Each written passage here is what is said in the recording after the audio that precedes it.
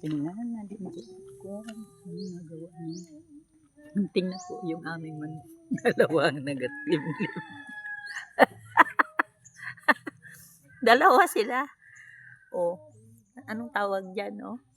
Paano kasi nagkasalitan sila ng pag-itlog. Akala nila siguro kanila yahat yung itlog. Ayan, hindi nga nakasingit yung isa dyan, tatlo sila. Tiknagas ang ulo eh.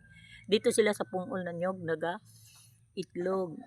May bugako naman, ayaw nila. Diyan sila. Doon sa kabila, ganun din.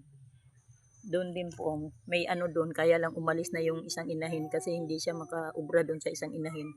Tatlo din sila doon. Ayan po.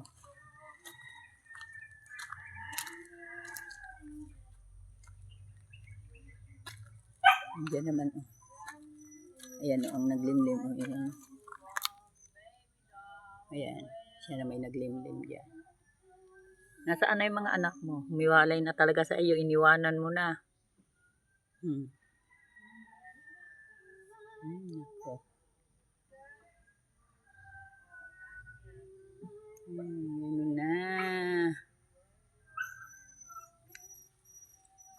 Good morning.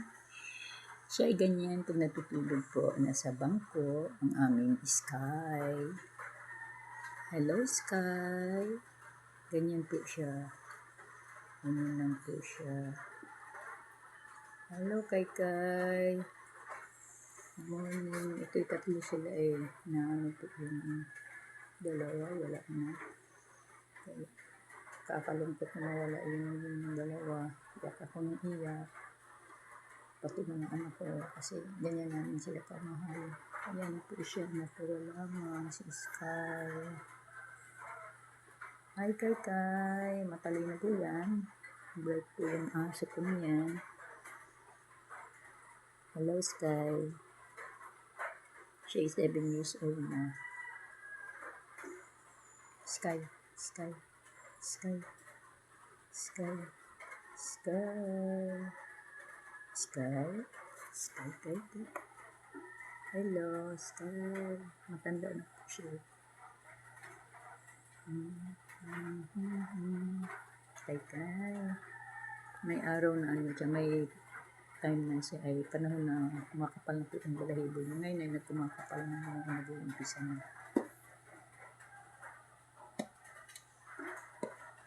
Push, push, push, push, push, push, push, push, push, push,